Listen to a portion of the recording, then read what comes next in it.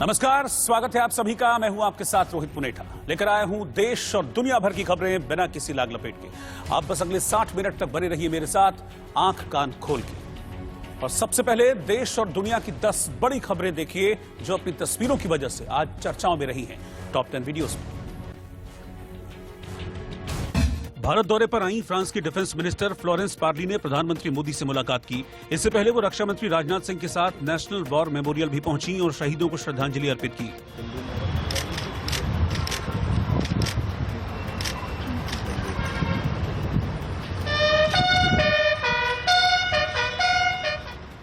पहली, भारत हमारा खास दोस्त और पार्टनर है। इस दौरान पार्ली ने 3 अहम बातें कही। जरूरत हुई तो फ्रांस इनकी डिलीवरी करेगा। दूसरी, चीन भले ही हमारा ट्रेड पार्टनर हो लेकिन इस क्षेत्र में उसका रवैया बहुत आक्रामक है। हम हिंद और प्रशांत क्षेत्र में बैलेंस बनाकर रखना चाहते हैं। तीसरी, फ्रांस मेक इन इंडिया में पूरा सहयोग करेगा। एयरफोर्स के ग्रुप कैप्टन वरुण सिंह पंचतत्व में विलीन हो गए। छोटे भाई तनुज सिंह और उनके बेटे ने उन्हें मुखाग्नि दी। तनुज भाई की चिता के सामने ही बैठ गए और फफक कर रोने लगे। पास ही खड़े पिता रिटायर्ड कर्नल केपी सिंह और बेटे की आंखों में भी आंसू थे। जो तमिलनाडु में कुन्नूर में हादसा हुआ था, हेलीकॉप्टर हादसा, उसमें ग्रुप कैप्टन वरुण सिंह पिछले 7 दिनों से जिंदगी और मौत के बीच जंग लड़ते हुए नजर आ रहे थे, लेकिन यहाँ पे 2 दिन पहले उनका निधन हुआ। काशी विश्वनाथ कॉरिडोर के लोकार्पण पर पीएम मोदी का एक वीडियो सोशल मीडिया पर वायरल हो रहा है, जिसमें मजदूरों के साथ बैठने को लेकर पीएम के लिए कुर्सी लगाई गई थी। पीएम ने कुर्सी पर बैठने से मना करते हुए उसे उठाकर दूसरी तरफ दे दिया और जमीन पर बैठे मजदूरों के साथ बैठ गए। उन्होंने मजदूरों को पास बैठने का इशारा भी किया। ये देखकर मजदूर भी खुशी से तालियां बजाने लगे। गुरुग्राम के उद्योग विहार में जुमे की नमाज अदा कर रहे मुस्लिमों को कुछ लोगों ने भारत माता की जय के नारे लगाने के लिए मजबूर किया और नमाज भी अदा नहीं करने दी। बोलनी पड़ेगी भाई, बोलने भाई साहब, भारत में रहेगा तो बोलना पड़ेगा। उसका क्या जिम्मेदारी है?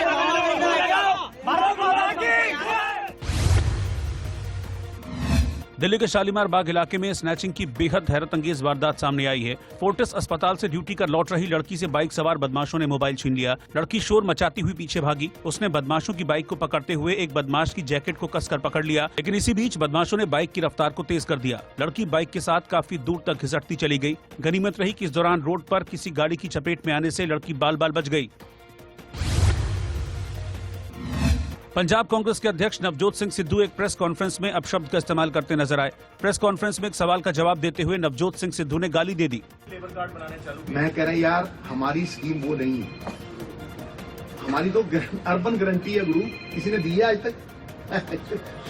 It's a different thing all together. Congress विधायक रमेश कुमार ने कर्नाटक विधानसभा में रेप पर एक और अभद्र टिप्पणी कर विवाद खड़ा कर दिया। शीतकालीन सत्र में बोलते हुए विधानसभा अध्यक्ष से रमेश कुमार ने कहा कि आपकी उपस्थिति उस कहावत की तरह है कि रेप को रोक नहीं सकते तो लेटकर उसका आनंद लीजिए। There is a saying, when rape is inevitable, lie down and enjoy it. That's exactly the position into which you are.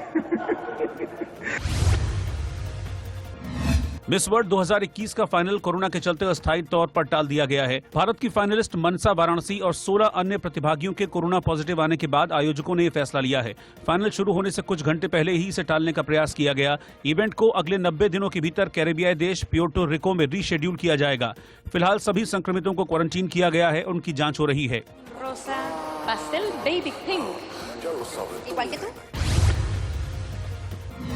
Team India 3 test और 3 वनडे सीरीज के लिए दक्षिण अफ्रीका पहुंच गई है। भारतीय क्रिकेट कंट्रोल बोर्ड ने मुंबई से जोहानिसबर्ग तक के पूरे सफर का वीडियो शेयर किया है, जिसमें दिखा कि टेस्ट कप्तान विराट कोहली सीनियर पेसर ईशांत शर्मा के साथ मजाक कर रहे हैं।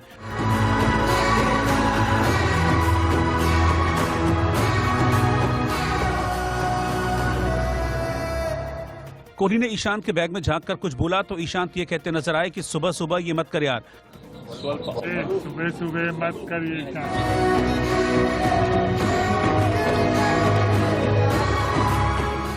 वीडियो में मुख्य कोच राहुल द्रविड़ और मध्यक्रम के बल्लेबाज श्रेयस अय्यर एक साथ हंस रहे हैं। चेतेश्वर पुजारा और अजिंक्य रहाणे भी काफी खुश नजर आ रहे हैं। वीडियो में अफ्रीका पहुंचने पर भारतीय टीम का स्वागत भी नजर आ रहा है। सुबह सुबह मत करिए।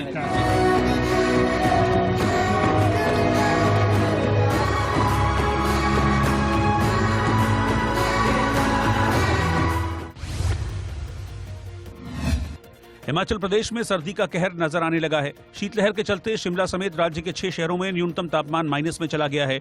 लाहौल और स्पीति जिले के मुख्यालय केलांग में सबसे कम तापमान -8 डिग्री सेल्सियस रिकॉर्ड किया गया। गुरुवार शाम को अटल टनल के पास बर्फीला तूफान आया, जिसमें कई गाड़ियां फंस गईं।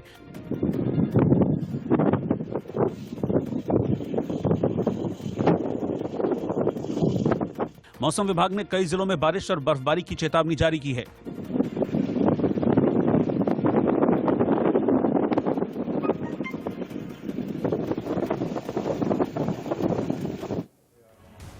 और पंजाब विधानसभा चुनाव से पहले पंजाब लोक कांग्रेस के नेता और पूर्व सीएम कैप्टन अमरिंदर सिंह ने केंद्रीय मंत्री और पंजाब बीजेपी के प्रभारी गजेंद्र सिंह शेखावत से मुलाकात की है, जिसके बाद कहा गया कि पंजाब में बीजेपी और पंजाब लोक कांग्रेस मिलकर चुनाव लड़ेंगे। अमरिंदर सिंह ने भी साफ कहा है कि पंजाब में बीजेपी के साथ गठबंधन करेंगे। सूबे के किसानों और ग्रामीण इलाकों में अच्छी पकड़ को देखते हुए कैप्टन को गांव और भाजपा को शहरी क्षेत्रों को देखना होगा। साथ ही दावा किया गया है कि हम 100% चुनाव जीतेंगे। चन्नी पर तंज कसते हुए कहा गया कि चन्नी सिर्फ ड्रामा करते हैं। उधर पंजाब बीजेपी प्रभारी केंद्रीय मंत्री गजेंद्र सिंह शेखावत ने कहा कि सीटों के बंटवारे पर फैसला हम बाद में करेंगे। पहले ही इस बात का संकेत दे चुके हैं कि हम साथ मिलकर के चुनाव लड़ेंगे। और आज इस हमारी साथ हुई वार्ता के बाद में मैं कह सकता हूं कि तय है कि हम साथ मिलकर के चुनाव लड़ेंगे। हम साथ मिलकर के चुनाव लड़ रहे हैं। बाकी सारे विषयों पर, सीट शेयरिंग और इन विषयों पर अप्रोप्रिएट टाइम पर हम आप सबको सूचित करेंगे। सर कितनी सीटें सर कैप्टन साहब को दे रहे हैं आप लोग? ये विषय जैसा मैंने पहले कहा कि हम इस विषय पर कि कितनी सीटों पर कौन चुनाव लड़ेगा, किस सीट पर कौन चुनाव लड़ेगा, ये अप्रोप्रिएट टाइम पर हम आप सबको बताएंगे। और मुझे खुशी है कि आज हमारे जो इंचार्ज हैं पंजाब के बीजेपी की तरफ से मिनिस्टर साहब ने आपको बता दिया। हम बिल्कुल तैयारी में हैं। 100% हम जीतेंगे, इसमें कोई डाउट ही नहीं है। क्वेश्चन है, जैसे इन्होंने कहा, हमने सीट टू सीट बेसिस हम देखेंगे। विनेबिलिटी हमारा क्राइटेरिया है और जो विनेबिलिटी है, जहां बीजेपी के कैंडिडेट होंगे पूरी तगड़े तरीके से हमारी पार्टी सपोर्ट करेगी और वो वाइस वर्सा वो हमारे लोगों को सपोर्ट करेंगे। 101% हम जीतेंगे। 101% आज लिख लो आप। अब मैं नहीं, कोई मैं पंडित तो है नहीं कि मैं बता। प्रधानमंत्री नरेंद्र मोदी ने वाराणसी में न्यू अर्बन इंडिया विषय पर आयोजित अखिल भारतीय मेयर सम्मेलन का वर्चुअली उद्घाटन किया। इस मौके पर उन्होंने मेयरों को शहरों की साफ सफाई से लेकर पर्यावरण पर काम करने के लिए कहा। इसके साथ ही पीएम ने मेयरों को कई आइडिया भी दिए, जिनसे शहरों की तस्वीर बदल सकती है। आप लोग जब बनारस घूमेंगे, और आप में से बहुत लोग आए हैं जो पहले कभी न कभी तो आए ही होंगे, तो पुरानी स्मृतियों के साथ नए बदलाव को आप जरूर तुलनात्मक रूप से देखेंगे और साथ साथ आपके दिमाग में अपना शहर भी सवार हो जाएगा और आप हर पल देखेंगे कि मैं जिस शहर से हूं वहां की गली और काशी की ये गली, मैं जिस शहर में हूं वहां की नदी और यहां की नदी, हर चीज आप एक पल पल पल तुलनात्मक अभ्यास करेंगे और आपके साथ जो और मेयर होंगे उनके साथ भी आप चर्चा करेंगे। उन्होंने क्या किया है, कैसे किया है, हम सबको चर्चा करते करते करते नए विचार मिलेंगे, नई कल्पनाएं मिलेंगी, नए कार्यक्रमों की रचना तैयार होगी और वो अपने शहर में जाकर के जब आपका नेतृत्व उस काम को करेगा तो आपके शहर के लोगों को, आपके राज्य के लोगों को एक नई खुशी मिलेगी, नया विश्वास मिलेगा। वाराणसी में आयोजित इस महापौर सम्मेलन में अंबाला की मेयर शक्ति रानी शर्मा ने भी शिरकत की। इस सम्मेलन में देश भर के करीब 150 महापौर ने हिस्सा लिया, जिसका विषय न्यू अर्बन इंडिया है। सबकी ओर से सादर प्रणाम, हमारा अभिवादन स्वीकार करें। बहुत बहुत स्वागत और अभिनंदन है माननीय प्रधानमंत्री जी आज के इस अखिल भारतीय महापौर सम्मेलन। कुछ इस अंदाज में पीएम नरेंद्र मोदी ने न्यू अर्बन इंडिया विषय पर मेयर सम्मेलन का वर्चुअली उद्घाटन किया। वाराणसी में आयोजित इस सम्मेलन में देश भर के करीब 150 मेयर शामिल हुए। इस दौरान जिन मेयर के काम की खासी चर्चा हुई, उनमें अंबाला की मेयर शक्ति रानी शर्मा का भी नाम शामिल है। आयोजित हो रहा है, बहुत बहुत स्वागत और अभिनंदन माननीय मुख्यमंत्री महोदय। महापौर सम्मेलन में जब पीएम मोदी अपना संबोधन दे रहे थे तो मेयर शक्ति रानी शर्मा ने बड़े गौर से उनकी एक एक बात सुनी और उनके बताए गए सुझावों को अंबाला में लागू करने की बात कही। अपनी तरीके का ये पहला ही अधिवेशन है, कह सकते हैं सम्मेलन है, और बहुत महत्वपूर्ण था क्योंकि एक प्लेटफॉर्म पे सारे देश के मेयर्स इकट्ठे हुए हैं। प्रधानमंत्री जी को सुनने का मौका मिला, योगी आदित्यनाथ जी को सुनने का मौका मिला और बहुत सारे उन्होंने आइडियाज़ दिए हैं जो हम अपने अपने शहरों में इम्प्लीमेंट कर सकते हैं, तो बहुत ही अच्छा लगा। बनारस के विकास का मॉडल देख मेयर शक्ति रानी शर्मा बड़ी प्रभावित नजर आईं, क्योंकि बनारस के विकास मॉडल में विरासत और विकास दोनों का ध्यान रखा गया है। पहले बहुत भीड़ी गलियां होती थी, छोटी गलियां होती थी और निकलने का रास्ता भी नहीं होता था, हर जगह पैदल ही जाना पड़ता था। उसमें और अभी में बहुत फ़र्क है। अभी एयरपोर्ट से आते वक्त ही जैसे हमने कल देखा है, सड़कें खूब अच्छी चौड़ी है, साफ़ सफाई की व्यवस्था बहुत अच्छी है और एक अलग ही रूपरेखा निकल के आई है। 30 दिसंबर 2020 को मेयर बनी शक्ति रानी शर्मा ने महज 1 साल में अंबाला की तस्वीर बदल कर रख दी। चाहे कोरोना के वक्त लोगों की मदद करना हो या फिर सरकारी योजनाओं का लाभ जनता तक पहुंचाना हो, वो हर वक्त जनता के दुख दर्द में उनके साथ खड़ी नजर आईं। हरियाणा के पंचकुला और सोनीपत के मेयर भी इस कार्यक्रम में पहुंचे थे और उन्होंने कहा कि मोदी जी के आइडिया पर अपने शहर में विकास करने की कोशिश करेंगे। आदरणीय प्रधानमंत्री नरेंद्र मोदी जी के मार्गदर्शन में हम सब लोग काम कर रहे हैं। यहाँ पर आकर बहुत ही अच्छा लगा, सारे वाराणसी को बदल दिया है और हम कोशिश करेंगे कि हमारे शहरों में भी इस तरीके से, क्योंकि हमारे शहर के अंदर से भी एक नदी गुजरती है, भी उसको भी किस तरीके से डेवलप किया जाए। जहाँ आकर बहुत अच्छा लगा और योगी आदित्यनाथ जी ने, हरदीप पुरी जी ने बहुत अच्छा बताया कि कैसे अर्बन डेवलपमेंट को हम आगे लेके जा सकते हैं। प्रधानमंत्री जी संबोधन कर रहे थे आज कॉन्फ्रेंस के अंदर, तो उसके बाद और जितनी भी स्कीम्स के बारे में बता रहे थे, चाहे हम स्वच्छ भारत की बात करें या अमृत योजना की बात करें, जितनी भी स्कीम सेंट्रल गवर्नमेंट द्वारा हमारे लोकल बॉडीज़ को दी जाती है, मैं ये समझता हूँ कि वो सब स्कीम्स ग्राउंड स्तर पे एक्चुअल में वैलिड होकर सही तरीके से काम हो। एक छोटे से ब्रेक के बाद लौट रहे हैं फौरन वापस। और आइए अब देखते हैं दिन की 4 बड़ी खबरें टॉप 4 न्यूज में। इमरान खान के करीबी दोस्त और सुप्रीम कोर्ट के पूर्व जस्टिस वजीउद्दीन अहमद ने उन पर गंभीर आरोप लगाया है। वजीउद्दीन ने कहा कि इमरान को ईमानदार कहना बिल्कुल गलत है। उनके दोस्त जहांगीर तरीन पर हर महीने 50 लाख पाकिस्तानी रुपए इस्लामाबाद में इमरान के आलिशानी घर में भेजने का आरोप उन्होंने लगाया। जहांगीर तरीन पाकिस्तान के शुगर माफिया कहे जाते हैं, लिहाजा बेईमान है पाकिस्तान का प्रधानमंत्री इमरान खान, यह आरोप लगाया गया है। केंद्रीय मंत्रिमंडल ने बुधवार को सड़कों और लड़कों और लड़कियों के लिए विवाह की न्यूनतम उम्र एक समान यानी 21 साल करने के बिल को मंजूरी दे दी है। ज्यादातर लोगों ने इस फैसले का समर्थन किया है, लेकिन झारखंड के अल्पसंख्यक कल्याण मंत्री हाफिजुल हसन का कहना है कि सरकार को उम्र बढ़ाने के बजाय लड़कियों के लिए शादी की उम्र कम करनी चाहिए। वहीं उत्तर प्रदेश के समाजवादी पार्टी के सांसद डॉक्टर शफीकुर रहमान बर्क केंद्र सरकार के इस फैसले के विरोध में हैं। कोरोना का नया वेरिएंट ओमिक्रॉन दुनिया भर के 91 देशों में फैल चुका है। भारत के 11 राज्यों में नए वेरिएंट के अब तक कुल 101 मामले सामने आ चुके हैं। हेल्थ मिनिस्ट्री के जॉइंट सेक्रेटरी लव अग्रवाल ने बताया है कि WHO के मुताबिक दक्षिण अफ्रीका में ओमिक्रॉन वेरिएंट डेल्टा स्ट्रेन के मुकाबले कहीं ज्यादा तेजी से फैल रहा है। दूसरे शब्दों में कहें तो ओमिक्रॉन डेल्टा वेरिएंट से कहीं ज्यादा खतरनाक साबित हो रहा है। भारत ने पाकिस्तान से T20 क्रिकेट वर्ल्ड कप में मिली हार का बदला हॉकी में चुका लिया है। एशियन चैंपियंस ट्रॉफी के मुकाबले में भारत ने पाकिस्तान को 3-1 से हरा दिया। भारत की ओर से हरमनप्रीत सिंह ने 2 गोल किए, 1 गोल आकाशदीप सिंह ने किया।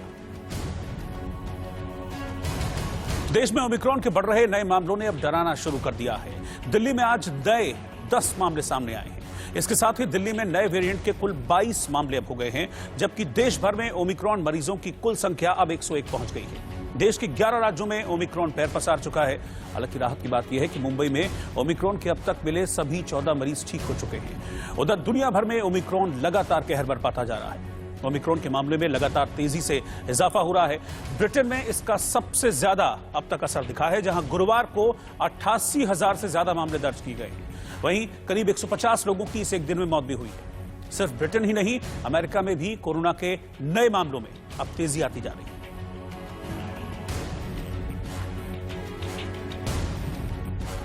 अगर हम देश के कोविड ओमिक्रॉन केसेस की परिस्थिति को देखें तो हम पाते हैं कि 11 स्टेट में टोटल 101 ओमिक्रॉन केसेस अब तक डिटेक्ट हुए हैं।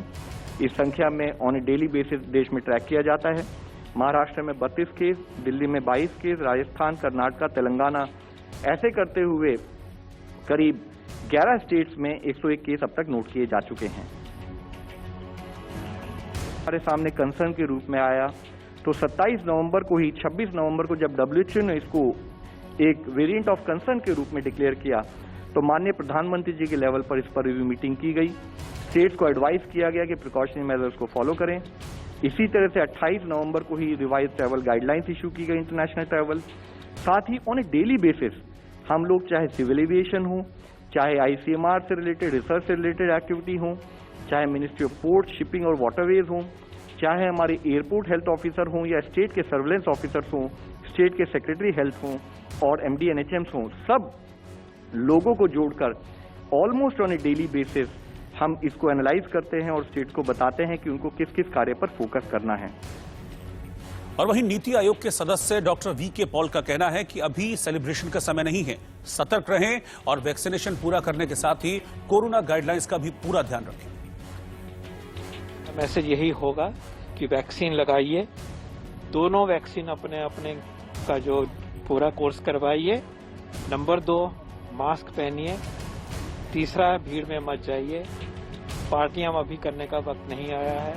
सेलिब्रेशंस करनी है तो थोड़ा लिमिटेड तरीके से करिए, घर के अंदर रहिए और बिल्कुल चौकन्ने रहिए कि हमें ऐसी चुनौती अगर देश में आती है तो हम मिलकर इसको फेस कर सकें और अपनी तैयारी रखें।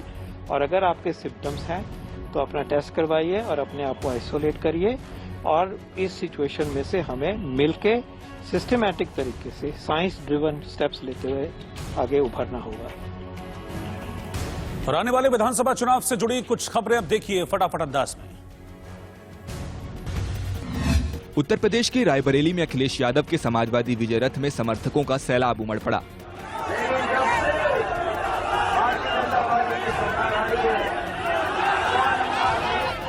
यहां अखिलेश यादव ने CM योगी पर जमकर निशाना साधा। जहां तक भारतीय जनता पार्टी का सवाल है, जैसे ही चुनाव आता है ये धार्मिक चश्मा लगा लेते हैं। आज सवाल इस बात का है कि किसान को खाद नहीं मिली, किसान ने जब धान पैदा किया तो धान की कीमत नहीं मिली और बोरी में से चोरी हो रही 5 किलो की, ये किसान समझ गया है। डीजल पेट्रोल महंगा है, आज गरीब की गाड़ी नहीं चल सकती है, नौजवान नौकरी नहीं है, बेरोजगारी बड़े पैमाने पे। रायबरेली में अखिलेश यादव ने कोरोना से हुई मौत पर योगी सरकार पर झूठ बोलने का आरोप लगाया। इससे पहले भी दिल्ली की सरकार ने यही कहा कि बिना ऑक्सीजन के किसी की मौत नहीं हुई है और वही रिपीट आज उत्तर प्रदेश में हो रहा है, जहां ये कहा जा रहा है और सदन में ये बात कही गई है कि ऑक्सीजन की कमी से किसी की जान नहीं गई। इससे बड़ा झूठ, इससे बड़ा जनता को कोई धोखा नहीं दे सकता लोकतंत्र में, जो भारतीय जनता पार्टी दे रही है। यूपी में लखनऊ के रमाबाई मैदान में बीजेपी और निषाद की संयुक्त रैली हुई। इस रैली में केंद्रीय गृह मंत्री अमित शाह और CM योगी शामिल हुए। इस रैली में अमित शाह ने अखिलेश और मायावती पर जमकर निशाना साधा।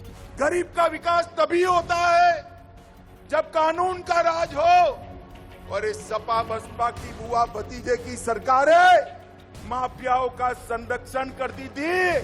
योगी आदित्यनाथ के नेतृत्व में सारे माफिया उत्तर प्रदेश छोड़कर पलायन कर गए मित्रों, पलायन।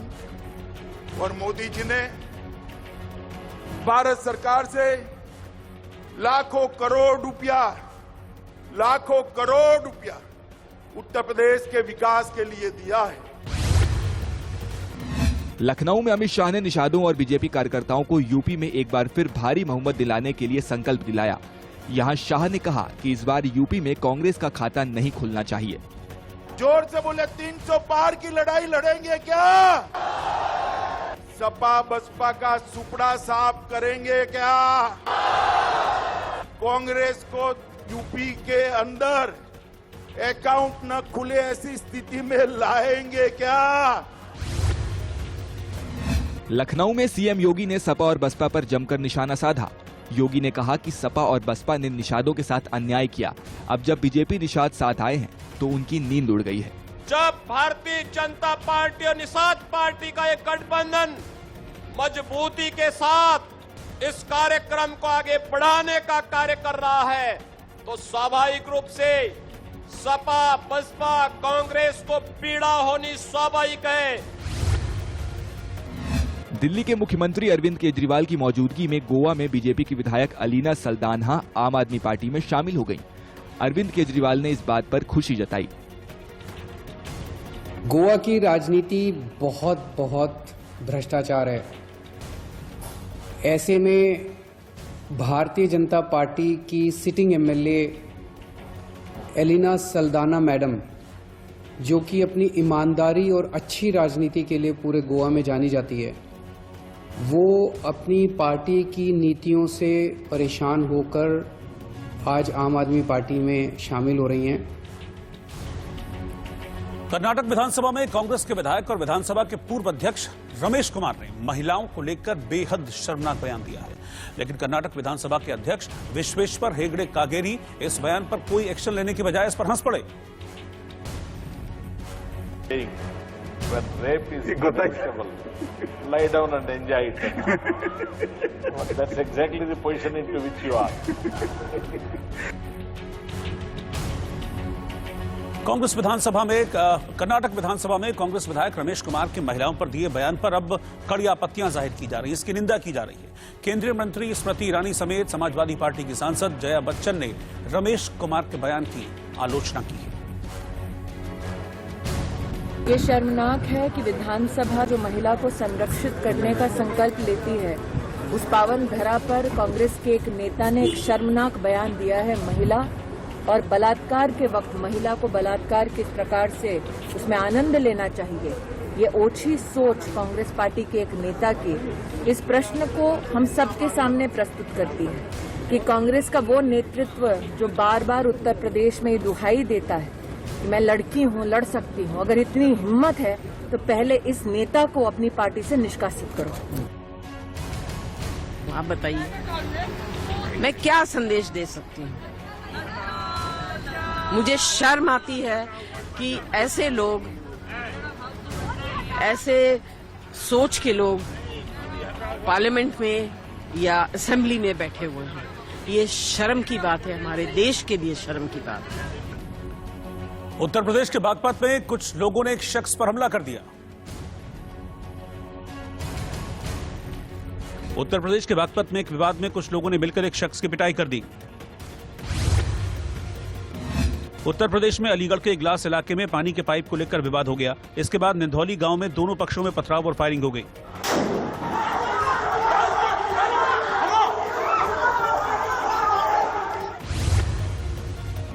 उत्तर प्रदेश के गाजियाबाद में रेलवे लाइन पर लगे लोहे के क्लिप चोरी करने के आरोप में एक शख्स को पकड़ लिया गया। इसके बाद लोगों ने उसकी पिटाई कर दी और पुलिस के हवाले कर दिया। आरोपी से पूछताछ के बाद उसके 2 और साथियों को पकड़ लिया गया।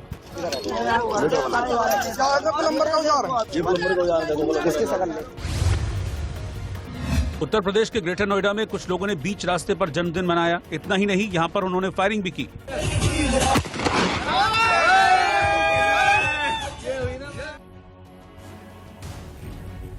और अब एक नजर काम की खबर पर।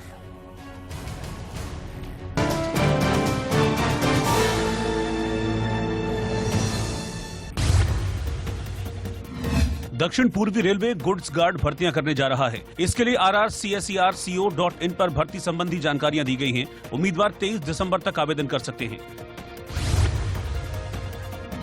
ओडिशा में सरकारी हायर सेकेंडरी स्कूल में पोस्ट ग्रेजुएट टीचर के 225 पदों के लिए आवेदन मांगे गए हैं। उम्मीदवार opsc.gov.in पर जाकर 9 फरवरी तक ऑनलाइन आवेदन कर सकते हैं।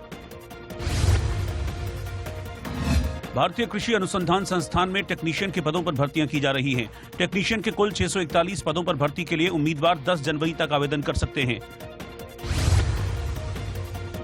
ONGC लिमिटेड पब्लिक रिलेशन अफसर और HR एग्जीक्यूटिव की भर्तियां करने जा रहा है। कुल 21 पदों के लिए उम्मीदवारों से आवेदन मांगे गए हैं। उम्मीदवार 4 जनवरी तक आवेदन कर सकते हैं। 67वीं BPSC परीक्षा को लेकर नई अपडेट सामने आई है। बिहार पब्लिक सर्विस कमीशन ने 67वीं संयुक्त प्रतियोगी परीक्षा में सीटों की संख्या बढ़ा दी है। आयोग द्वारा 68 सीटों की संख्या बढ़ाने के बाद अब 794 पदों के लिए परीक्षा आयोजित की जाएगी।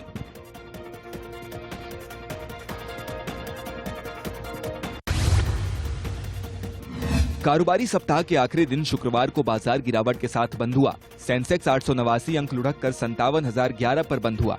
वहीं निफ्टी 263 अंक गिरकर 16,985 पर बंद हुआ।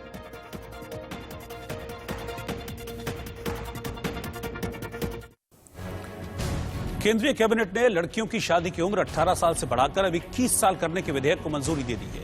सरकार के इस फैसले पर सवाल उठाते हुए समाजवादी पार्टी के सांसद शफीकुर रहमान बर्क ने विवादित बयान दिया है। लड़कियों को ज्यादा उम्र बढ़ा जाने से बहरहाल हालात बिगड़ेंगे और जो 18 साल की उम्र भी काफी थी उनके लिए जी, और वो हमेशा चली आ रही थी और इस वरना इसमें ज्यादा आवारगी का मौका मिलेगा। इसमें मतलब आप कह रहे हैं आवारगी का मौका मिलेगा? चलने फिरने का, घूमने का उनको मौका मिलेगा ज्यादा। हालांकि समाजवादी पार्टी के अध्यक्ष अखिलेश यादव ने कहा है कि ये बयान शफीकुर रहमान का निजी बयान है और पार्टी उनके इस बयान का समर्थन नहीं करती। इस तरह के किसी भी स्टेटमेंट से अपना रिश्ता नहीं रखती है। समाजवादी पार्टी प्रोग्रेसिव पार्टी है। समाजवादी पार्टी ने हमेशा बेटियों को, महिलाओं को आगे बढ़ाने के लिए कार्यक्रम बनाए, योजनाएं बनाई हैं। समाजवादी पार्टी का मानना है कि लड़कियों को आगे बढ़ाने के लिए उनके शिक्षा में, उनको स्वास्थ्य को लेकर के सुधार होना चाहिए। और वहीं झारखंड के अल्पसंख्यक कल्याण मंत्री हाफिजुल हसन का कहना है कि सरकार को उम्र बढ़ाने के बजाय लड़कियों के लिए शादी की उम्र कम करनी चाहिए। तो 18 से 16 मेरा हिसाब से 16 होना चाहिए। 21 कर दिया गलत, सभी का बढ़ रहा है तो 18 से 16 मेरा हिसाब से 16 होना चाहिए। और एक बड़ी खबर आपको बता दें, लड़कियों की शादी की उम्र पर ओवैसी ने सवाल उठाए हैं। उन्होंने कहा कि 18 साल में बिजनेस कर सकते हैं, वोट दे सकते हैं, 18 साल में लिव इन में रह सकते हैं, 18 साल में पीएम चुन सकते हैं। लड़के लड़की की शादी की उम्र 18 साल ही होनी चाहिए। इस वक्त की बड़ी खबर आपको बता रही है। जो फैसला लिया है केंद्रीय कैबिनेट ने, उस फैसले पर पलटवार किया है ओवैसी ने और उन्होंने कहा है कि लड़के लड़की दोनों की उम्र 18 साल ही होनी चाहिए शादी की।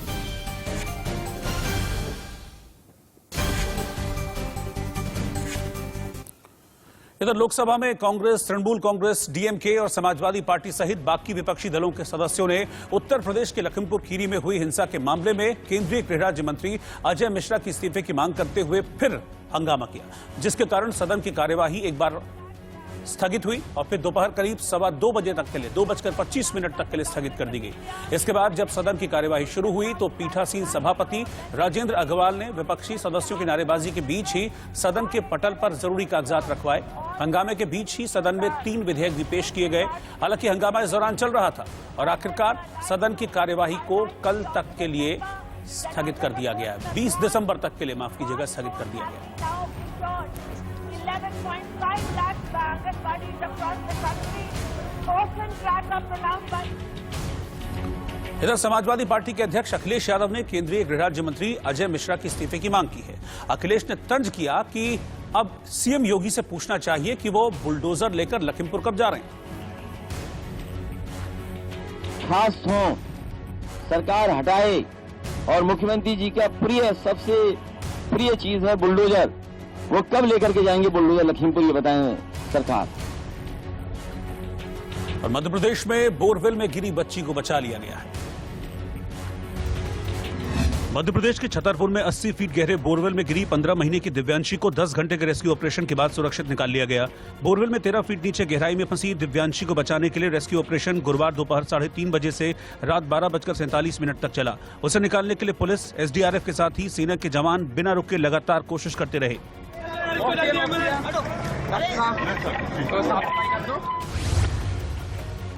तमिलनाडु में नेल्लई जिले के एक निजी स्कूल में हादसा हो गया। यहां स्कूल में शौचालय की दीवार गिर गई, जिसमें 3 छात्रों की मौत हो गई।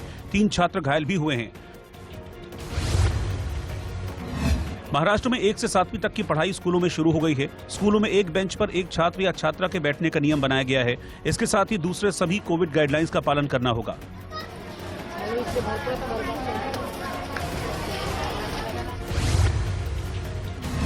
पुडुचेरी में एक बेकरी ने महाकवि सुब्रमण्यम भारती को श्रद्धांजलि देने के लिए 6.5 फीट लंबी और 488 किलोग्राम वजन वाली चॉकलेट की प्रतिमा बनाई। इस प्रतिमा को 104 घंटे में तैयार किया गया। और आंख कान खोल के में आज के लिए फिलहाल इतना ही। बाकी की खबरों के लिए आप लगातार बने रहिए इंडिया न्यूज के साथ। नमस्कार।